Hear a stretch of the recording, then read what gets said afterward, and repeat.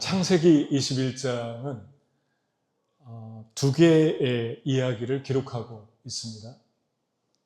그 두 개는 하나님이 아브라함에게 주신 선물 같은 이야기죠. 하나는 이삭을 주셨고 또 하나는 아비멜렉의 블레셋 땅, 아비멜렉의 땅에서 머무를 수 있도록 땅을 주셨습니다. 하나님이 후손과 땅을 주겠다고 그랬는데 그 말씀이 그대로 이루어지는 것을 우리가 보게 되죠.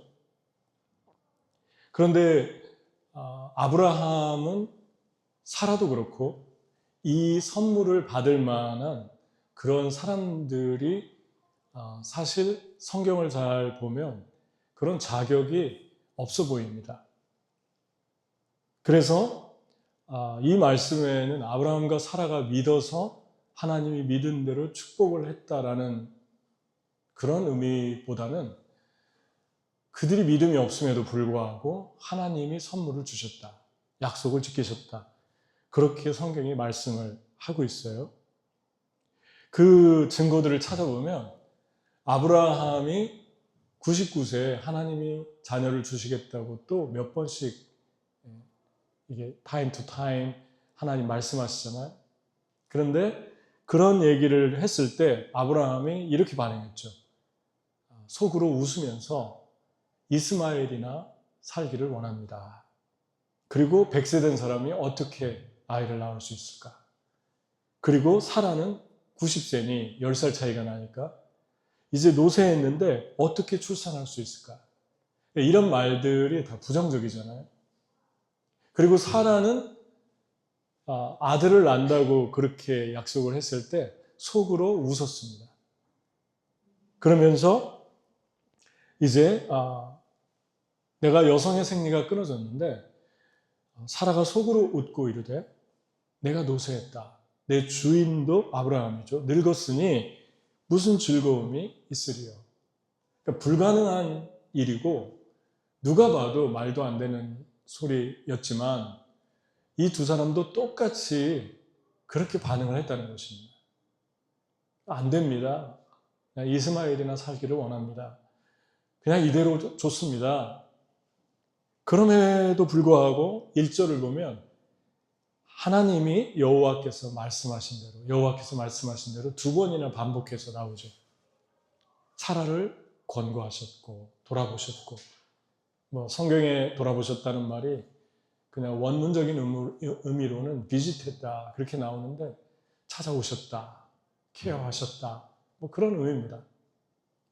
하나님 말씀하신 대로 1절에 두 번이나 반복해서 말하고 있죠.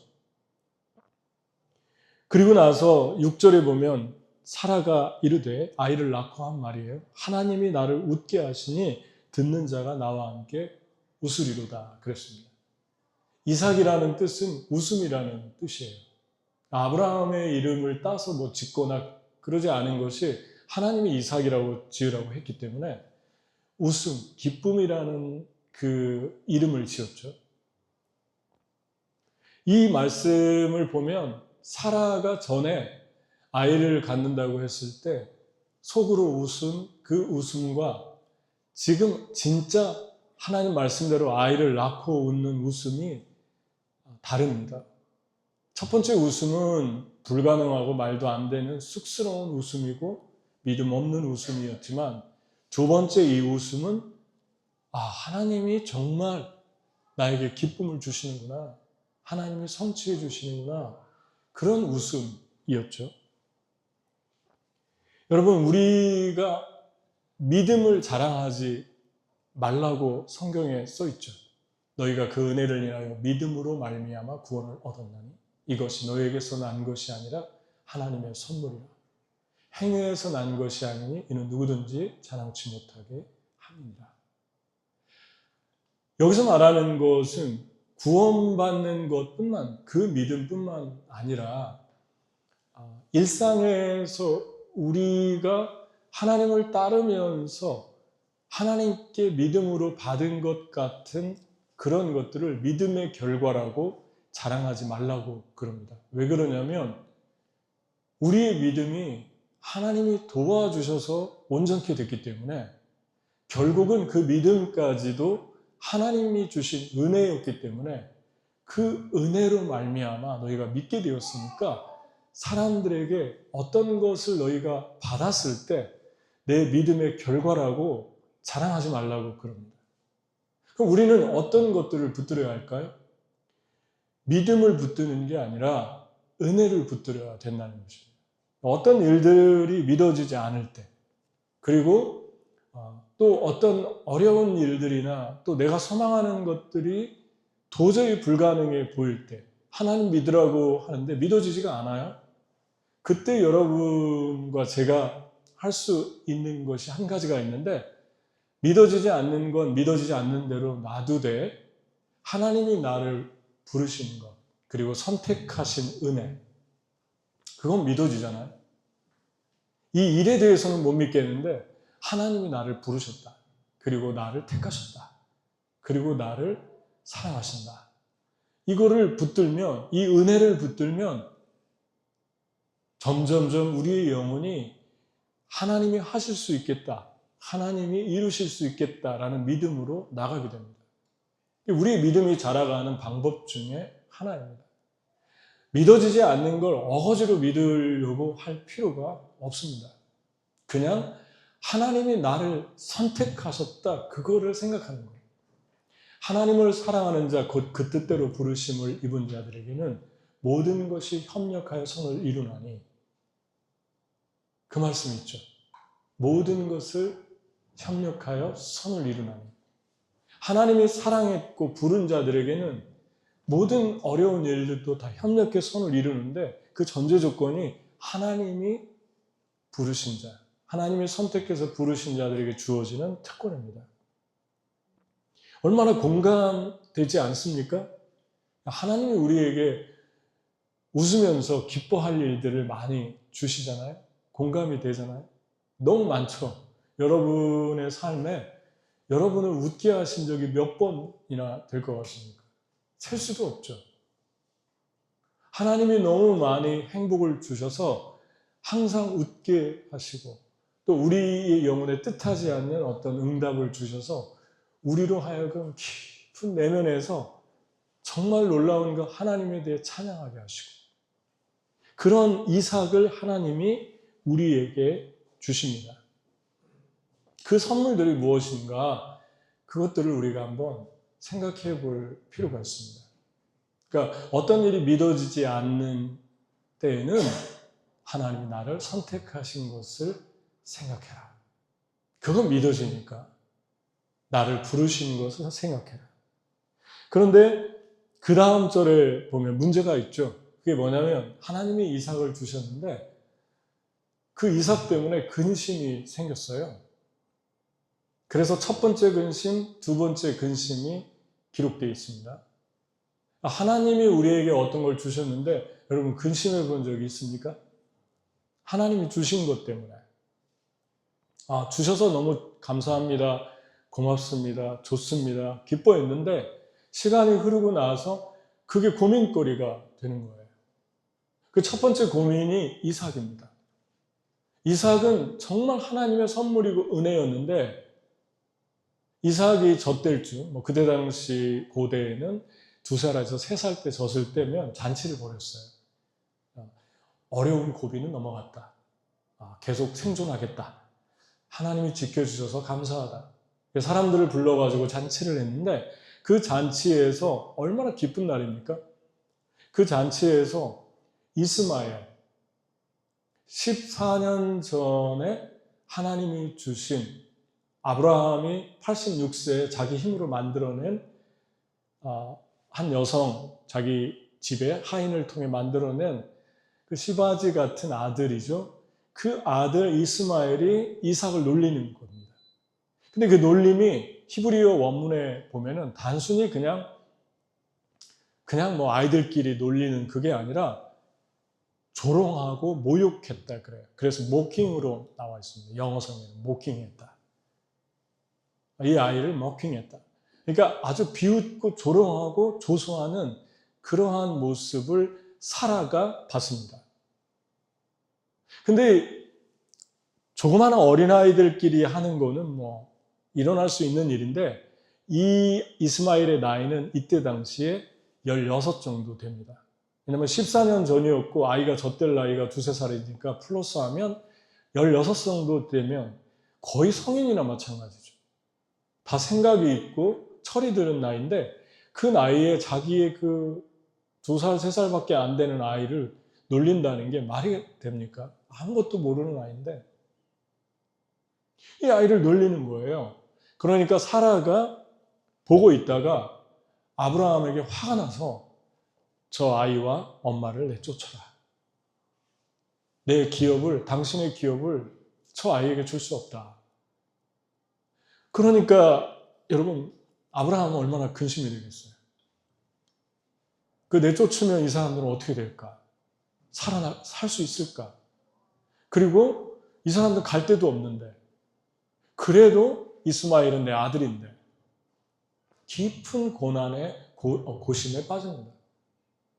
여러분과 저의 삶에도 하나님이 어떤 걸 주셔서 너무 고마웠는데 시간이 지나면서 이것 때문에 여러 가지 신경이 쓰이는 거예요. 어떡하지? 이렇게도 할 수 없고 저렇게도 할 수 없고 이거 어떡하지? 그러다가 하나님이 주신 게 아닌가? 뭐 이런 생각도 할 수 있고 또 하나는 하나님이 주셨는데 왜 이러지? 뭐 이럴 수도 있고 전율도 있었고 감격도 있었고 기쁨도 있었는데 마음이 좀 혼동이 생기는 그런 어려움이 우리에게 올 수 있어요. 사람일 수도 있고 뭐 직장일 수도 있고 아니면 관계일 수도 있고 어떤 물질일 수도 있고 뭐 그렇습니다. 한번 여러분 한두 번씩 다 경험해 봤을 거예요. 그때 우리는 어떻게 해야 될까? 하나님이 아브라함에게 근심하고 있는 아브라함에게 말씀해 주셨어요. 사라 말을 들어라. 뜻밖의 대답이죠. 왜냐하면 사랑의 하나님이라면 어떻게 이 자식들을 내쫓으라고 할 수 있을까? 이 아내와 불쌍한 사람들인데 그런데 하나님은 아브라함의 갈등하는 생각이 아니라 사라의 편을 들어줍니다. 사라 말대로 해라. 하나님이 무정한 하나님인 것처럼 느껴집니다. 그래서 우리가 하나님 음성을 들어야 됩니다. 우리의 감정과 우리의 생각과 하나님의 뜻이 다를 수 있습니다. 그래서 하나님의 말씀을 듣고 아브라함이 이 아이를 내어쫓죠. 뭐 내어쫓다는 표현보다는 떠나보내죠. 근데 그 떠나보내는 과정을 보면 이른 아침에 일어나서 엄마 하갈에게 어깨에 가죽 부대를 채워주고 물을 이렇게 채워주고 그리고 먹을 떡을 좀 주면서 가라고 그럽니다. 그리고 나서 이들이 간 곳이 브엘세바 광야인데 그 거리가 한 40에서 50km니까 그때 당시는 하루 반에서 한 이틀 걸리는 거리로 내려갔어요. 남쪽으로. 그래서 광야에 도착했는데 그 광야에서 물이 떨어졌어요. 그리고 이제 광야예요. 그리고 갈 곳이 없어요. 그러니까 얼마나 이 여성으로서 아이가 16살인데 이 엄마가 얼마나 많이 힘들겠습니까? 마음이. 그러니까 이 엄마가 아이를 놓고 활 쏠 만한 거리로 반대 방향으로 갑니다. 근데 그때 당시에 활 쏠 만한 거리는 쉽게 얘기하면 150m에서 200m 되는데 축구장의 1.5배 정도 크기예요. 크면은 2배. 그러니까 그 정도 거리로 가서 아마 자기가 울고 싶은 마음을, 울고 싶은 모습을 자식에게 보여주고 싶지 않았던 것 같아요. 그래서 아이를 잠깐 여기 있으라 하고 그 사막에 있는 덤풀 가시, 관목 덤풀 그늘 아래 아이를 놓고 가서 저쪽에서 소리를 높여서 울기 시작합니다. 그것은 뭐 절규에 가깝죠. 오해를 했겠죠. 그러면서 엄마가 하는 말이 내 아이가 내 아이가 죽는 것을 차마 지켜보지 못하겠다. 그리고 가서 우는데 정말 불쌍한 모습이죠. 집은 없고 돈도 없고 물도 다 떨어졌고. 그래서 아이가 죽는 걸 못 보겠다 하고 저쪽으로 가서 우는데, 여기에서 한 가지 놀라운 그 말씀은, 주목해야 될 말씀은 17절에서 18절입니다. 하나님이 그렇게 울고 있는 하갈을 부르시고, 하갈아, 무슨 일이냐? 두려워 말라. 하나님이 저기 있는 아이의 소리를 들으셨다. 일어나서 아이를 일으켜 내 손으로 붙들어라. 그가 큰 민족을 이루게 해줄 것이다. 이 네 마디를 해주셨어요. 여러분, 이 말씀에서 우리가 주목해야 될 것이, 하갈이 울었는데, 하갈이 오열했는데 하나님이 이스마엘의 소리를 듣잖아요. 그러나 하갈은 기도했다는 말이 기록되어 있지 않았어요. 그러니까 기도한 게 아니에요. 하갈은 그냥 절망이 돼서 그냥 운 거예요. 엄마로서. 제가 어떻게 살지? 어떻게 하지? 아이는 죽어가고 있고. 그때 아마도 축구장의 1.5배 정도 거리면, 크게 울면은 충분히 들릴 수 있는 그런 거리라고 생각이 됩니다. 그러니까 아이를 마주 바라보며 울었어요. 성경에 보면 마주보고 울었다. 그러니까 엄마가 멀리서 이렇게 보는데, 그때 당시는 청각도 좋고 지금 사람들보다, 그리고 시각도 좋습니다. 그러니까 엄마를 정확하게 보는 거예요. 엄마의 울음소리, 엄마의 통곡, 엄마의 얼굴, 슬픔. 그러면서 성경에는 기록되지는 않았지만 아이의 소리를 들었다 하는데, 아이가 하나님께 기도하는 거죠. 하나님 우리를 도와주세요 기도하는 거죠. 그래서 하나님의 아이의 소리를 들었다를 2번 기록했어요, 성경에. 운 건 엄마인데 아이의 소리를 들었다? 처음에 저는 이걸 보면서, 하갈이 기도해서 하나님이 이스마엘의 소리를 들어주셨구나, 불쌍하게 여겼구나라고 생각했는데, 자세히 들여다보고 묵상을 하니까 그 반대인 거예요. 아이가 우니까 엄마의 눈을 뜨게 해서 두려워하지 말아라. 일어나서 아이의 손을 잡아 일으키고 그의 눈을 열어서 옆에 샘물을 보여줍니다. 그래서 샘물에서 가죽부대에 물을 채워서 가서 아이에게 먹이고 힘을 얻고 아이를 기르기 시작합니다. 바란 광야에서 활 쏘는 자가 돼서 장성하면서 건장하게 자라게 됩니다. 하나님이 그 아이와 함께 하십니다.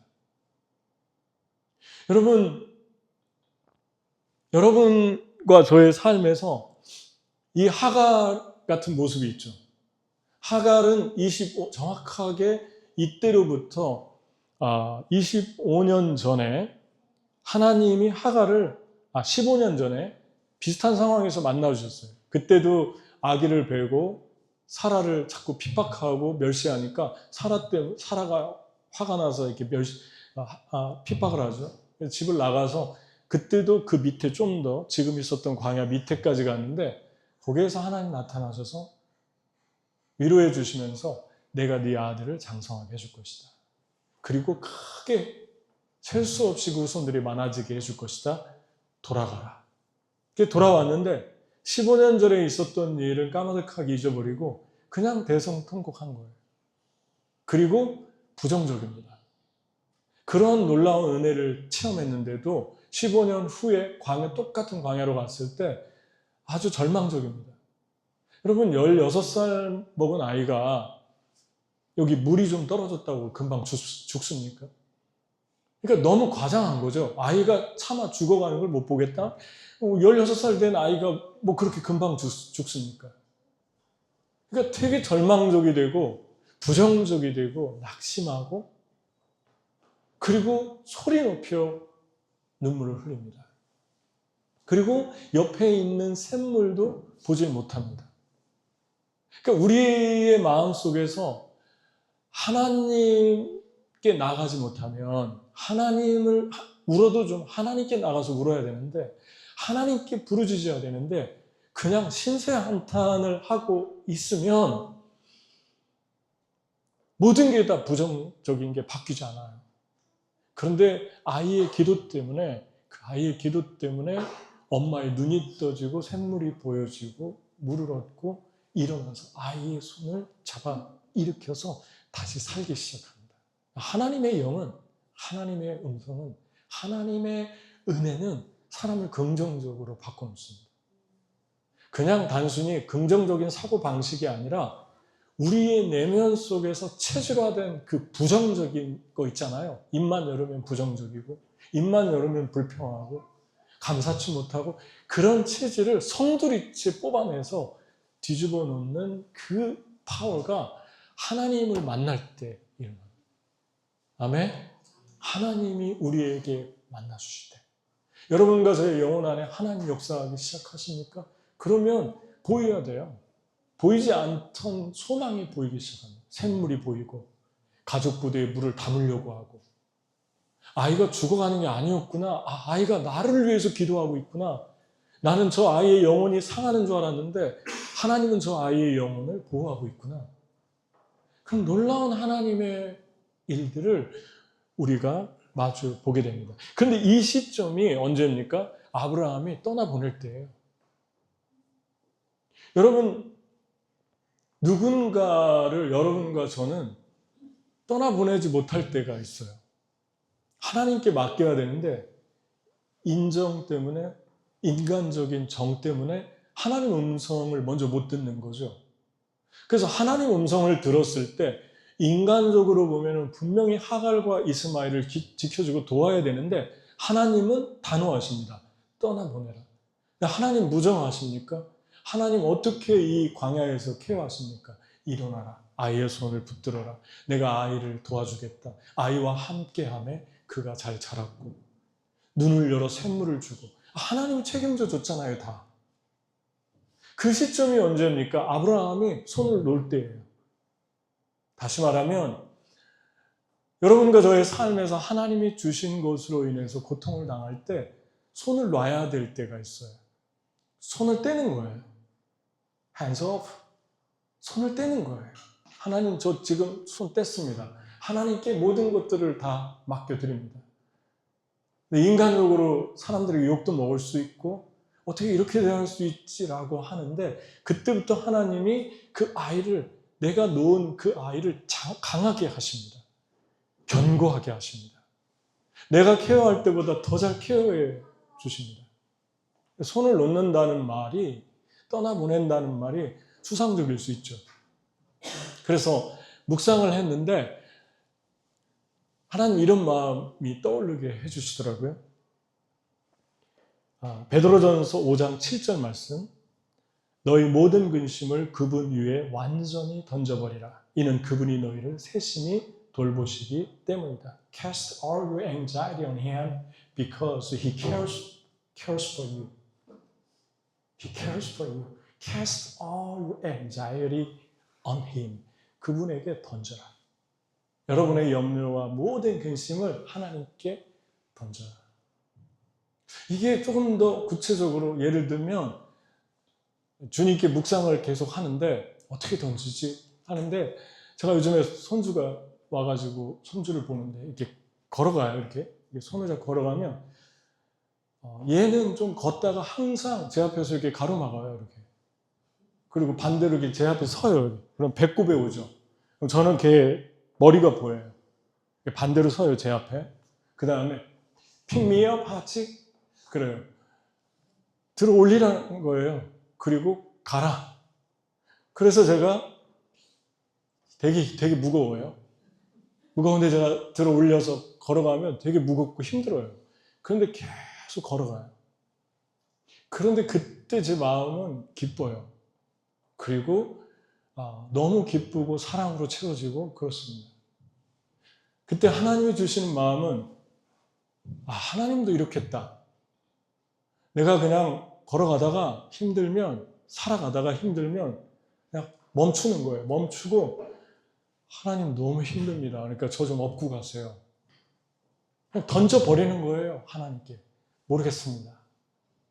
하나님의 품으로 파고 들어가서 하나님 알아서 다 해주세요. 모르겠습니다. 하고 손을 떼요.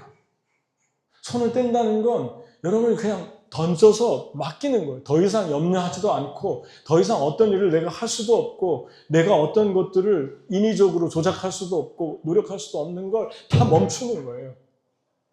하나님 해주십시오. 하나님께 그냥 난 올려드립니다. 나를 던집니다.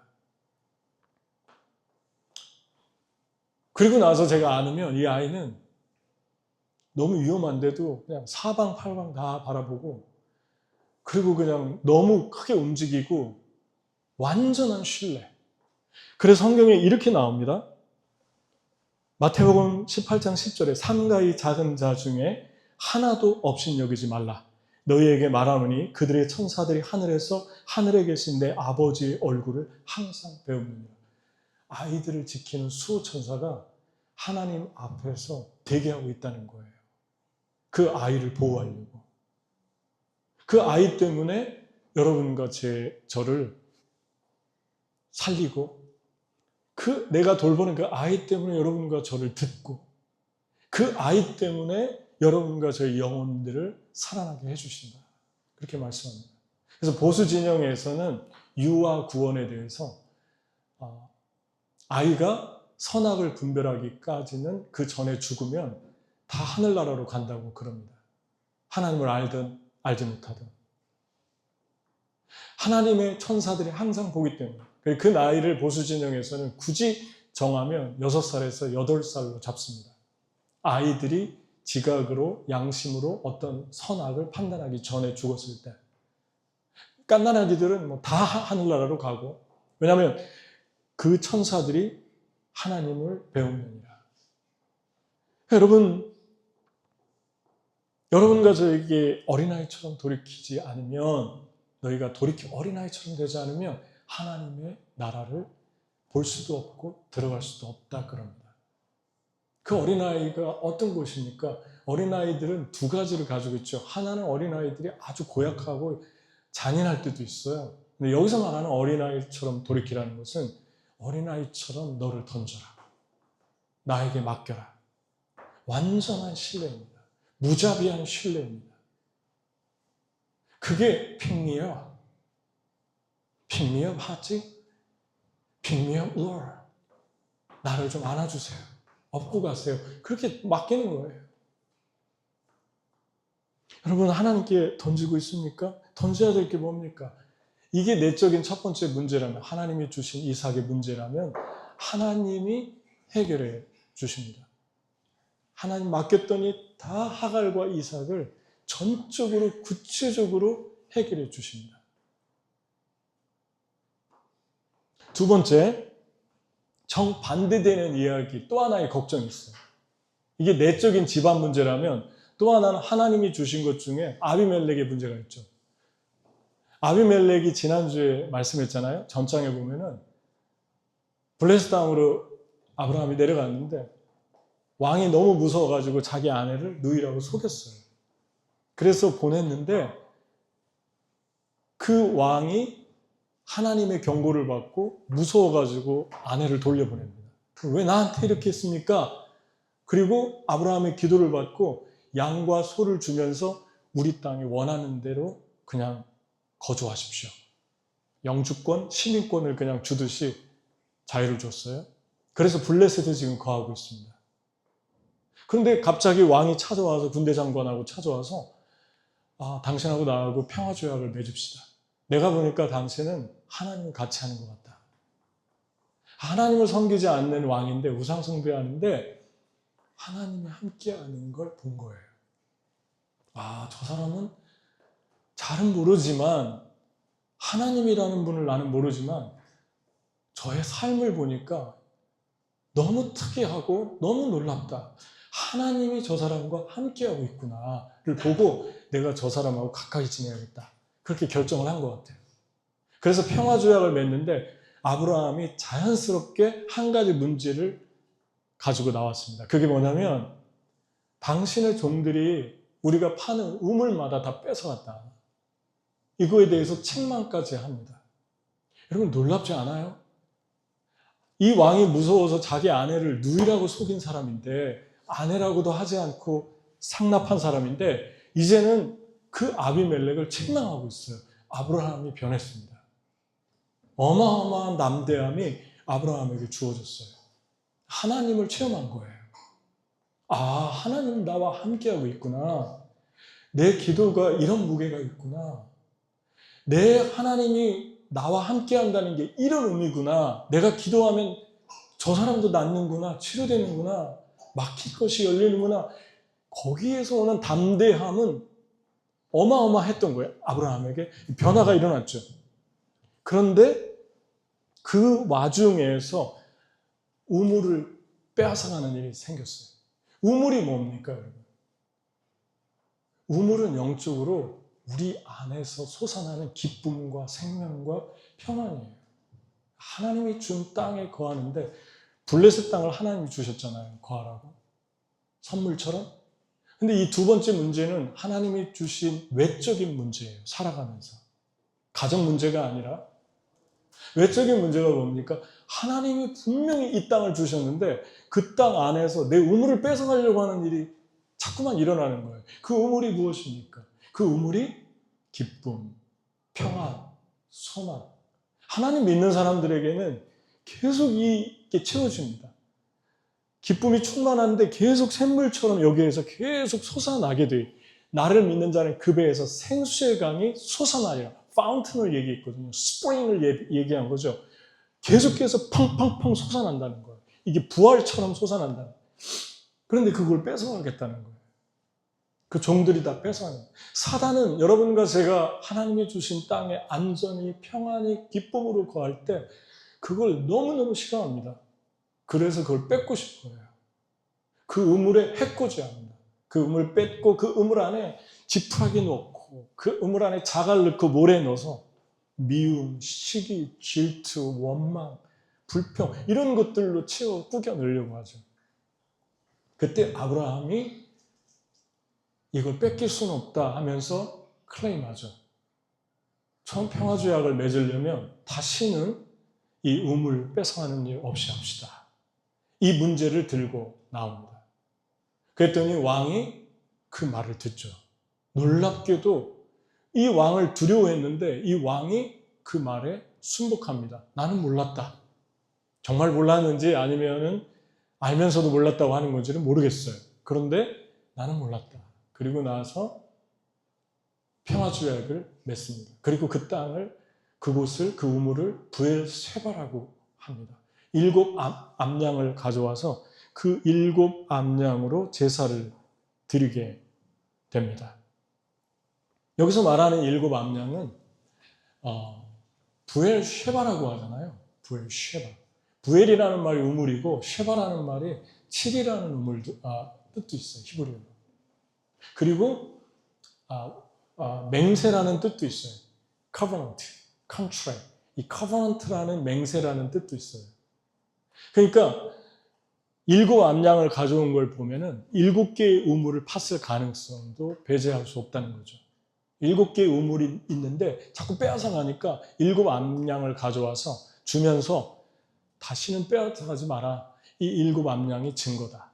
내가 당신에게 7 암양을 바친다. 그래서 나중에 딴 얘기하면은 그 영수증을 보여주는 거죠. 7 암양 받아갔지 않느냐. 그러니까 여러분의 삶에서 첫 번째 이삭은 내적인 문제라면 하나님이 주신, 두 번째 아비멜렉은 외적인 삶의 외부적인 문제이죠. 하나님이 주신 것으로 인해서 근심과 고통이 올 수 있다. 그런데 그때 두 번째, 첫 번째는 던져버리는 것이고 두 번째는 지혜로 싸워야 된다는 것입니다. 영적인 전쟁에서 물러나지 말라는 것입니다.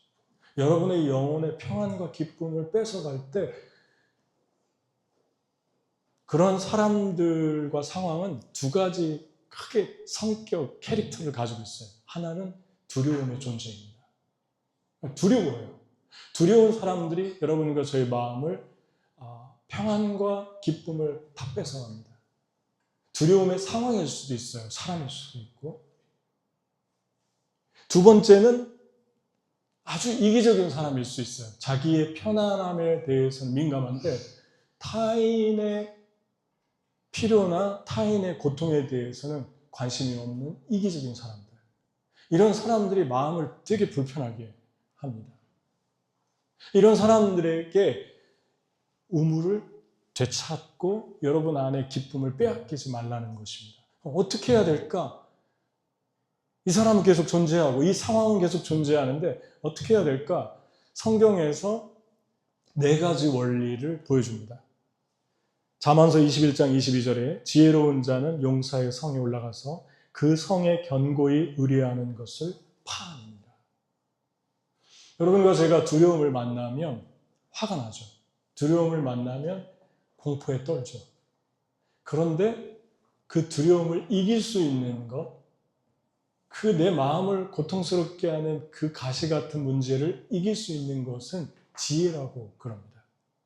그 지혜가 우물을 되찾게 한다. 그 지혜를 오늘 본문의 마지막에 나오는 아브라함의 아비멜렉을 대하는 방법과 성경의 다른 곳을 몇 군데 반영해서 4가지로 단계로 설명할 수 있어요. 아비멜렉을 만날 때, 인생에서 아비멜렉을 만날 때 어떻게 할 것인가.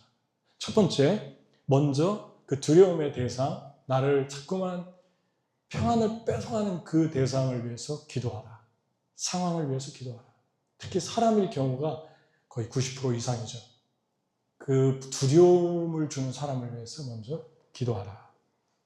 충분히 먼저 기도해야 됩니다. 기도하는 동안 내 감정, 내 두려움의 감정들이 걸러집니다. 예수님이 십자가 지기 전에, 체포되기 전에 겟세마네 동산에서 두려워하면서 기도했잖아요. 그 상황을 놓고 기도합니다. 두 번째, 성령님이 기회를 주실 때 얼굴을 바라보고, 그 두려운 사람의 얼굴을 바라보고 분명하게 여러분과 저의 삶을 이야기하십시오. 여러분의 생각을 이야기하십시오. 근데 이미 기도했기 때문에 감정들이 정리된 상태잖아요. 그리고 특별히 이야기할 때 아브라함처럼 확인을 하십시오. 물어보고 확인하고 질문하고 일단 사실인가 아닌가를 확인하십시오. 그때 아비멜렉이 대답하잖아요. 내 종들이 그렇게 했다. 나는 잘 모르는 일이었다. 사실을 확인했잖아요. 그런데 이때 중요한 것이 무엇이냐면 담대함입니다. 아브라함은 아비멜렉 앞에 설 수 없는 사람이었어요. 두려움이 많아서. 자기 아내를 바치는 사람이었잖아요. 그런데 담대합니다. 기도했기 때문에 담대함이 주어진 거죠. 담대함이 왜 중요하냐면 우리의 우물을 빼앗아가는 사람들을 두려워하잖아요. 그러면 두려워한 만큼 사탄은 날뛰니다. 사탄에게 칼을 쥐어주는 거예요. 사탄은 어떤 사람을 두려워하냐면 담대한 사람을 두려워합니다. 그러니까 약한 자에게 강하고 강한 자에게 약하다고 생각하면 돼요. 아주 비열하죠. 사단은 아주 비겁합니다. 그러니까 여러분과 제가 담대함으로 나아갈 때 하나님이 상대방 안에서 일하기 시작합니다. 이 사람이 내 말을 들어주네. 그리고 이 사람이 영혼이 너무나도 부드러우시네. 두 번째 원리죠. 세 번째, 대화 후에 문제가 잘 해결돼도 집에 와서 실링하는 기도, 마지막에 주님께 올려드리면서 아무리 대화가 잘 됐어도 하나님께 기도 또 하십시오. 마지막에 해이해져서 꼭 방종하는 일들이 일어나죠. 어떤 일이 조금만 잘 되면 해이해져서 우리가 죄 짓는 데 빠르고 쾌락으로 달려가고 축배를 먼저 터뜨리고 그러는데 예수님께서는 밤새 귀신을 쫓아내고 병든 자를 고친 다음에 저녁에 밤새 올라가서 산에 올라가서 기적을 행한 후에 기도하십니다.